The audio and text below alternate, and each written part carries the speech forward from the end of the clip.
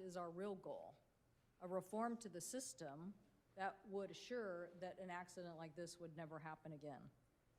Almost 1 year ago, when 67 people died when a Black Hawk helicopter smashed into American Flight 5342 over the Potomac River, we created victims that didn't need to be there. The families have turned that grief into action. They have come to Washington to push for real safety reform. They've met with members of Congress. They have testified. They've done everything we've asked them to do. And what is the response of the Armed Services Committee on their efforts to be heard? Apparently a terrible provision, Section 373, that no one knows quite how got into the NDAA.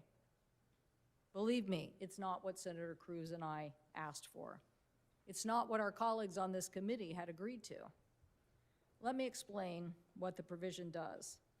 After the crash, the FAA and Department of Defense agreed, they agreed, in a room not unlike this, over in the Capitol, that military aircraft in DC airspace should broadcast their location with the ADBS broadcast system out after the military agreed that that loophole, that it existed, was there and that they had been using it 100% of the time. So they all agreed then that this was the right move, close the loophole. Section 373 allows, by law, the military to undo that agreement. It says the military training flights can use less effective technology, and we all know the technology they're talking about isn't even used at this altitude that the crash occurred, and that's because it's so noisy and loud. You would never have it alarming when a pilot is supposed to focus on the functions of landing the plane. So that kind of warning system that is mentioned by those still supporting this provision of the Armed Services Bill are people that don't understand aviation safety.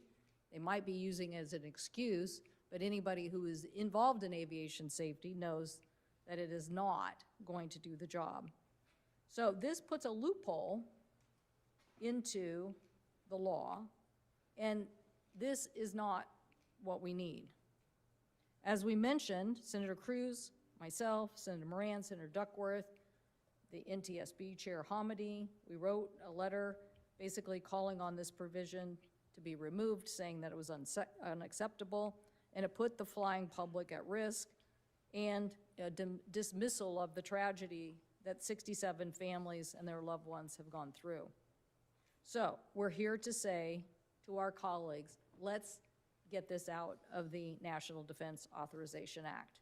Let's close this loophole, as Senator Cruz mentioned, when we have time on THUD or whatever legislative process we have, but let's not codify a loophole into law that will allow the military to continue to do whatever they think or see fit and not promulgate a rule by the FAA to make sure that a crowded airspace is definitely not a pathway for allowing commercial aviation flights and military flights to become within a few 100 feet of each other. That's literally what this does. The NTSB does oppose Section 373. The families oppose it. You're going to hear from them right now. The Bipartisan Commerce Committee obviously opposes it, and I hope that the American people will help us oppose it. It's time to make sure that aviation safety is a prime objective, not a secondary objective, a prime objective of this Congress. I thank Senator Cruz, and I think you're going to introduce the family members. Thank you, Senator Cantwell, and I want to say to each of the family members here, thank you for being here. I know this is incredibly hard, and you're turning your grief into advocacy to keep others safe.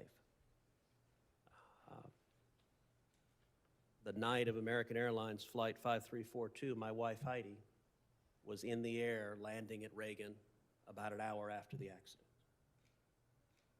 I could just as easily have been standing there holding a photograph as you are. And this is unacceptable. I want to start by reading a statement from Tim and Sherry Lilly. Tim and Sherry Lilly are the parents of American Airlines Flight 5342 First Officer Sam Lilly. They previously participated in the Rotor press conference this year. Quote, "We oppose this provision in the strongest possible terms. If it can't be changed before passage, we strongly urge Congress to update the language in Section 373 of the fiscal year 2026 National Defense Authorization Act as soon as possible. Our collective standards must be higher. All the users of our national airspace deserve better. This bill recreates the risks and loopholes President Trump's administration eliminated after the January 29th collision that took 67 souls, including our son Sam." I now turn to Amy Hunter and Laura Ajandra, who lost their cousin Peter in the DCA crash, and also Christina Stovall, who lost her son Mickey.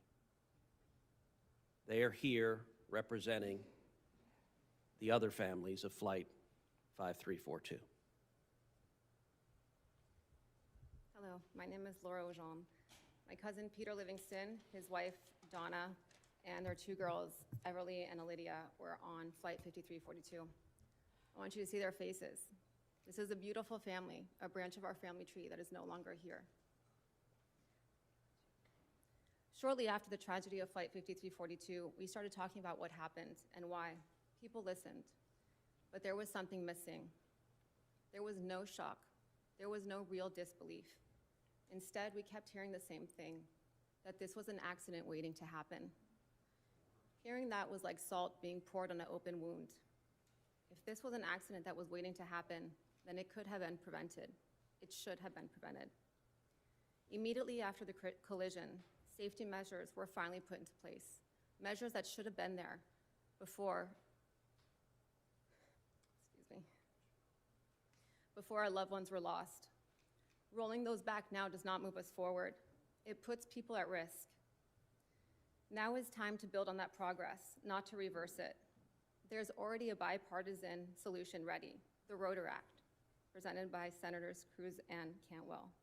We are asking that Section 373 of the NDAA be struck and replaced with the Rotor Act so that safety is strengthened, not weakened. We're not here to make political statements. We're here as families who lost people we love, we're demanding that the system do better. No family should ever have to stand where we are standing today. We expect better, and people deserve better. Safety must come first. We ask for thoughtful, evidence-based improvements that honor the memory of those we lost and protect every family that flies.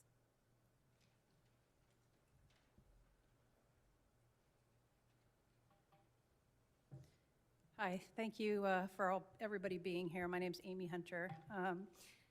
We appreciate the decisive leadership that President Trump and Secretary Duffy showed immediately after the crash by implementing the urgent safety recommendations recommended by NTSB and prioritizing the modernization of our national airspace.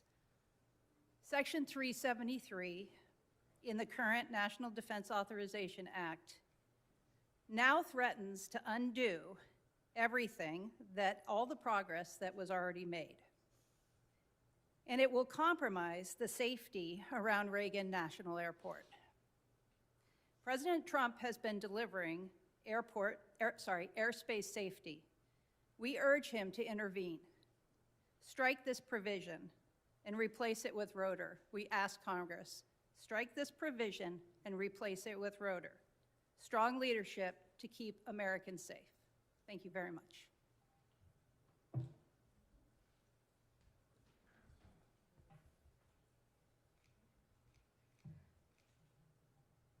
me a second.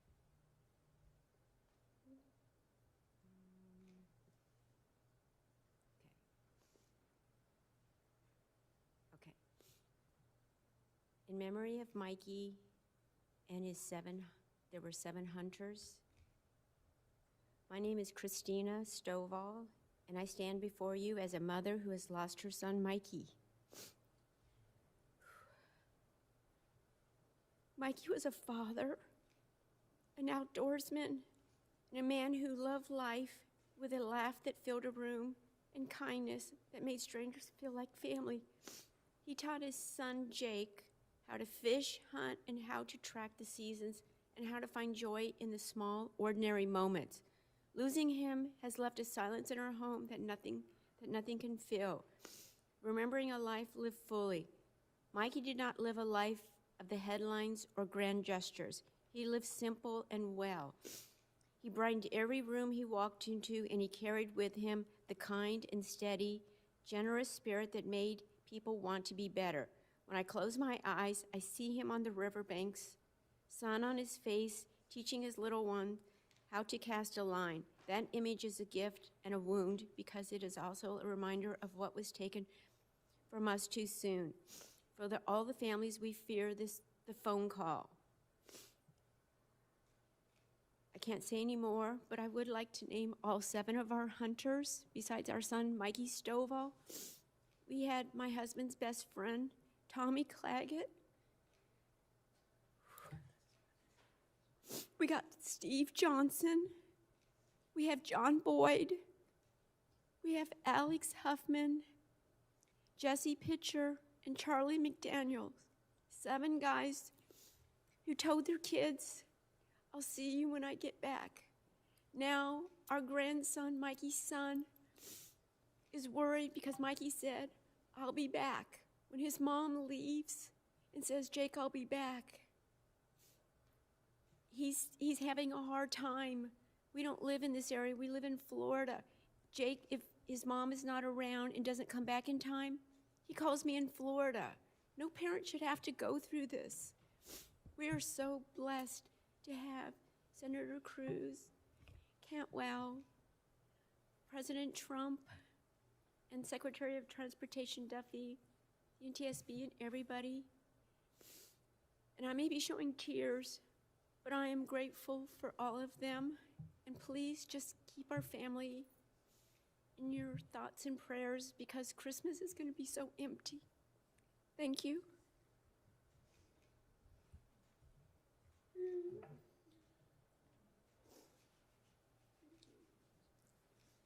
Thank you, Christina, Amy, Laura.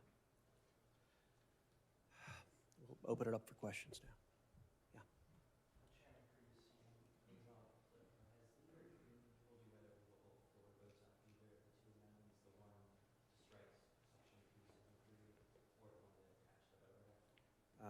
We don't have a firm commitment on that yet, but I'm hopeful that we will. And joining together with this bipartisan press conference with the families, I think is an important part to I hope, unifying the Senate. This should be a 100-0 matter. It was unanimous on the Commerce Committee, and it should be unanimous on the Senate floor.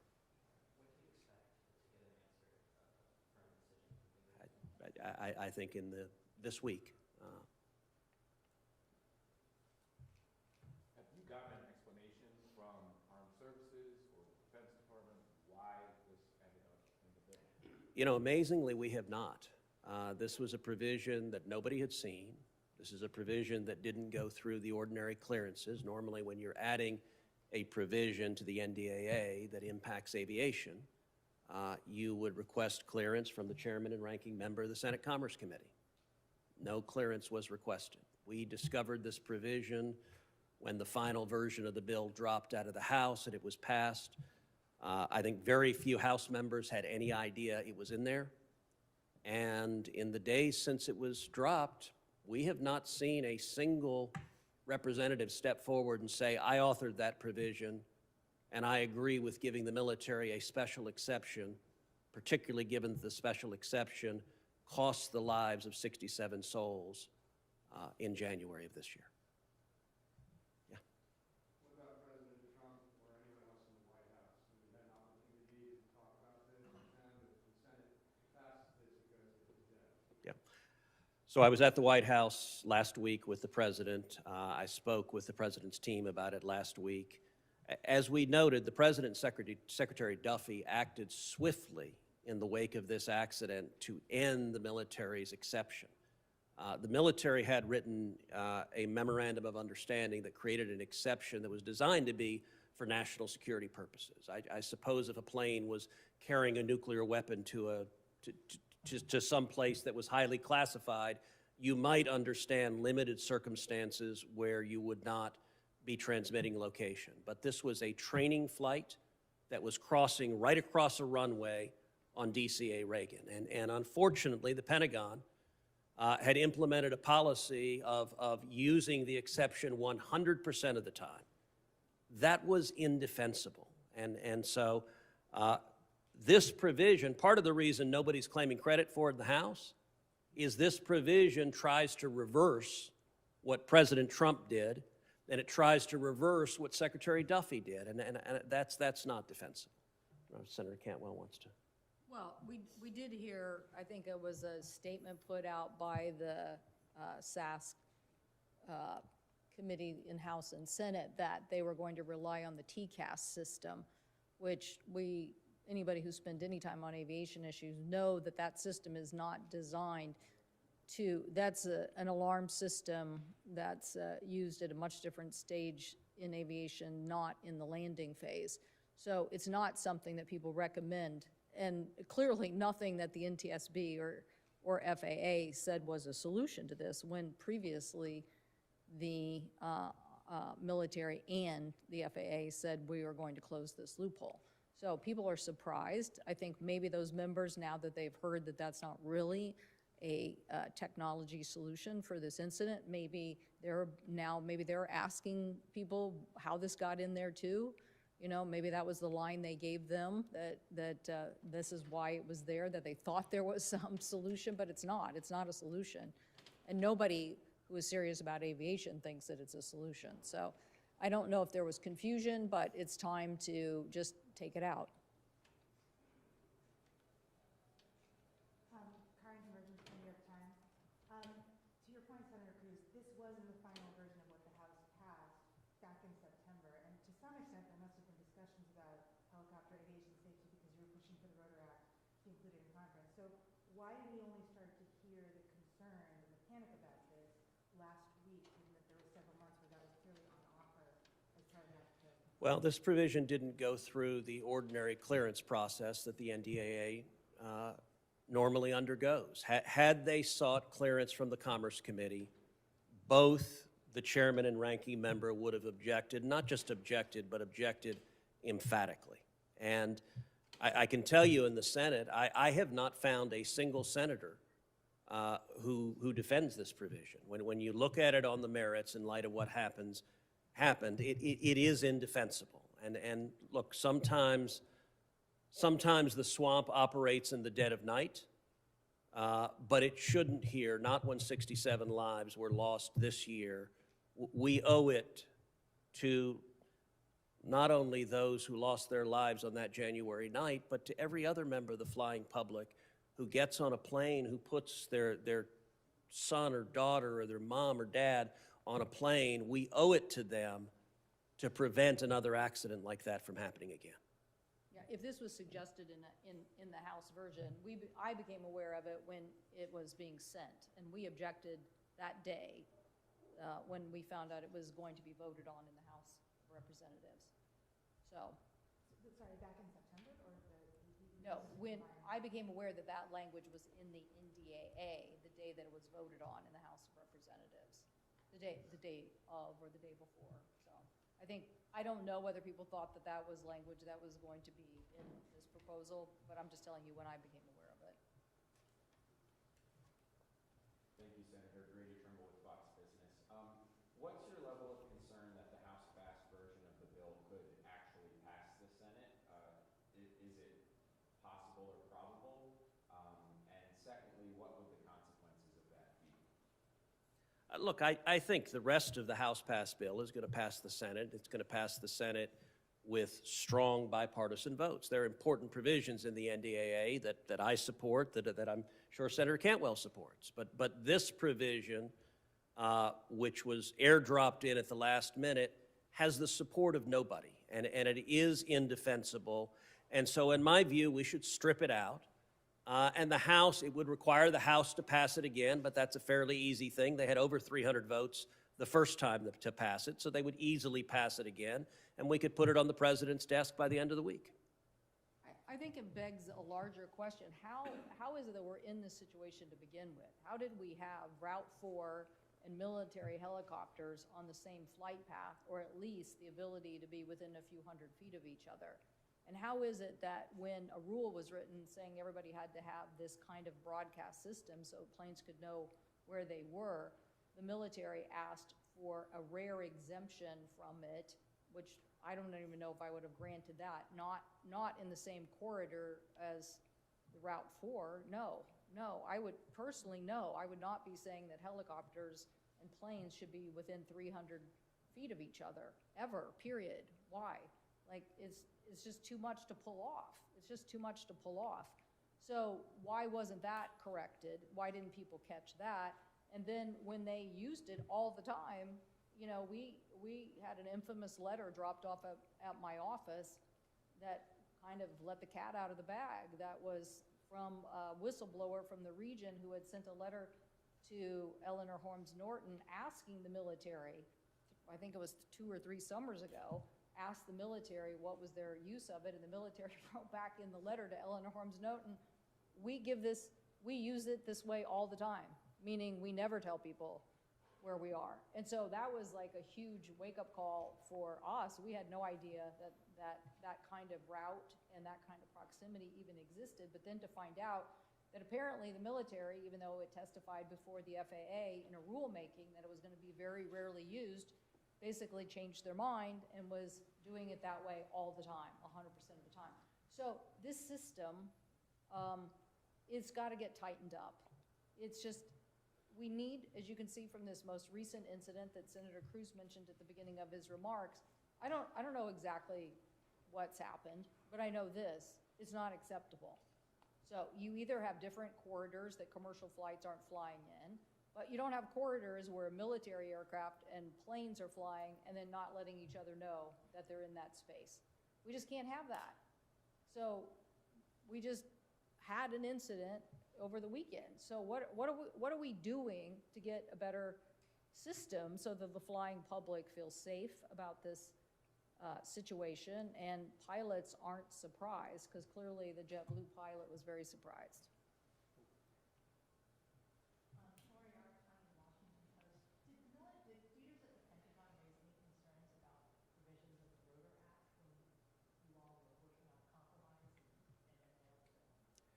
So we had ongoing discussions with the Pentagon.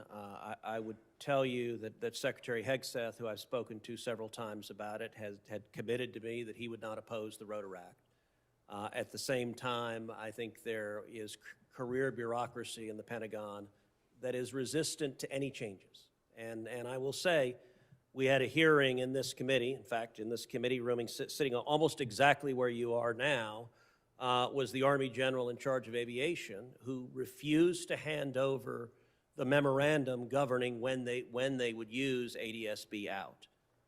And ultimately, Senator Cantwell and I had to threaten issuing a subpoena to the Army. And I'll tell you, I reached out to Secretary Hegseth and said, look, this is stupid. Don't make me subpoena the Army, just give us the damn memo. And they did finally.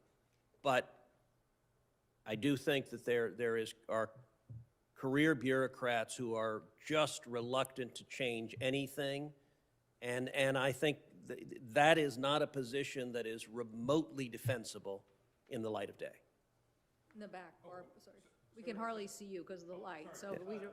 Sorry, Dave Sheverson from Reuters. Just 2 quick questions. One, in the NDAA, there's a provision that calls for studying the ability of the Army to retrofit helicopters with ADS-B. Do you think that was the motivation to try to delay the ADS-B requirements in your bill? And can you address what Secretary Duffy said, which is that the FAA controls the airspace. He's not going to allow helicopters near DCA without the use of ADS-B or so on. Like, is that enough of a safeguard, do you think, while the NDA, if it goes into effect, is on the books?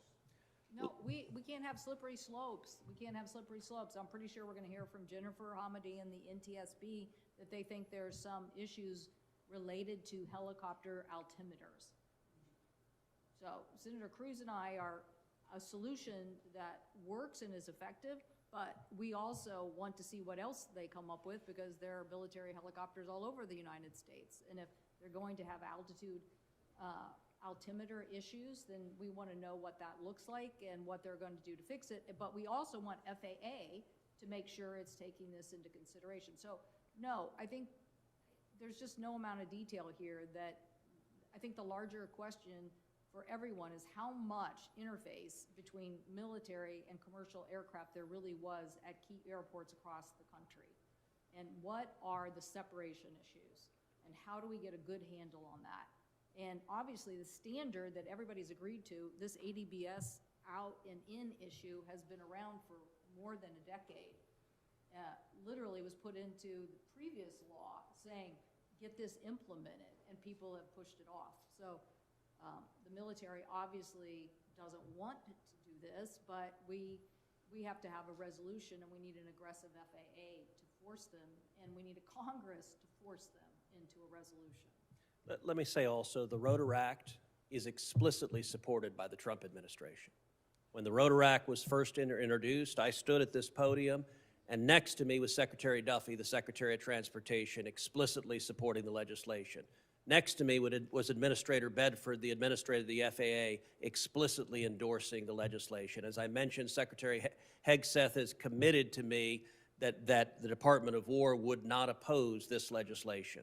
When we voted on this on committee, every single Republican voted yes, every single Democrat on the Commerce Committee voting in favor of the Rotor Act were the Senate Majority Leader and the Chairman of the Senate Armed Services Committee. Both voted in favor of it, and so there is a wide range of agreement. This is a committee that runs the ideological gamut from very conservative senators to very liberal senators, and all of us came together and said requiring ADSB in and out so that aircraft can see each other, so that they don't crash into each other, and we're not back here with another press conference with different families mourning their loved ones. This ought to be easy. And that's why I hope this week the Senate does the right thing. Yeah.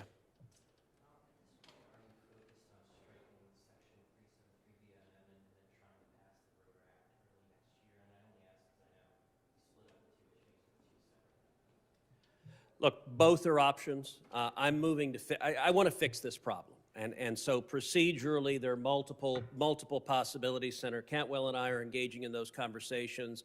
Majority Leader Thune and I are engaging in those conversations. And so the precise procedural vehicle for fixing this problem, there are multiple. My objective is fix it. My objective is fix it so that we don't see another horrific crash like we did in January of this year. Yeah. Senator, I know you had tried to get the Rotor Act into the NDAA. I'm just curious why that part of it didn't happen. Look, there were ongoing discussions, and it ended up not being adopted. Part of it was the timing of when the Commerce Committee passed the Rotor Act. It was fairly late in the NDAA process, and so I think that made it more difficult to get it in. But my objective is pass this, and I think we will pass this. We will see President Trump, I believe, sign the Rotor Act into law. And there are multiple legislative vehicles that it could move with, and I'm trying to pursue any and all of them. Thank you. Thank you, everyone.